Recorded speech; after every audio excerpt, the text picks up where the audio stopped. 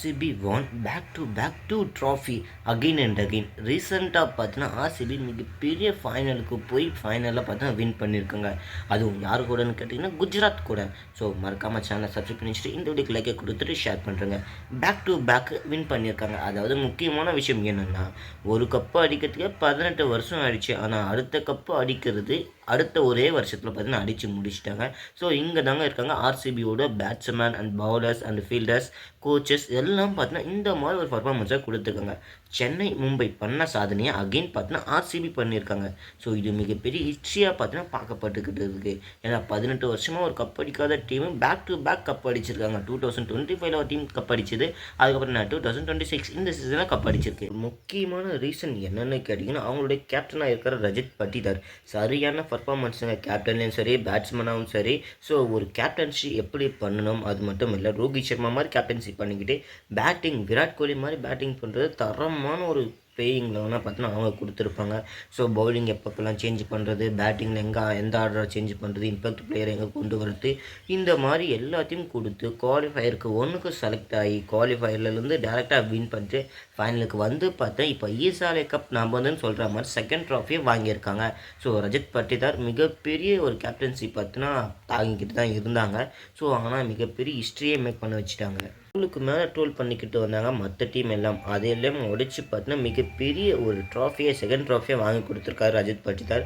So அவங்க மட்டும் இல்லை, ஆட்டநாயகராக இருக்கிற விராட் கோலி ஃபைனலில் வந்து ஆட்டநாயகன் நான் தாண்டா முடிச்சு கொடுக்கணுமா, சரி ஓகே விடுங்க நான் பார்த்துக்கிறேன்னு சொல்கிற மாதிரி நின்று ஸ்டாண்டிங்காக பார்த்தீங்கன்னா 70+ ரன் அடித்து பார்த்தீங்கன்னா இந்த ஒரு மேட்சை ஆர்சிபி ட்ராஃபி வாங்கி கொடுத்துருப்பாரு. அதுதாங்க விராட் கோலின்னு சொல்கிற மாதிரி ரன் சேஷன் வந்துட்டால் போதுங்க. அந்த மனுஷன் அடிக்காத அடியும் கிடையாது, வாங்காத ட்ராஃபியும் கிடையாது, வாங்காத மெடலும் கிடையாது. இந்த சொல்கிற மாதிரி தான் ஜெஸ்ஸி அந்த ஒரு பேக்ரவுண்ட் மியூசிக்கை போட்டு ஸோ அவங்களுக்கு பார்த்தோன்னா ஒரு தரமான ஒரு வைப்பு கொடுக்குற மாதிரி ஒரு மோட்டிவேஷன் ஸ்பீச் பேசலாம்.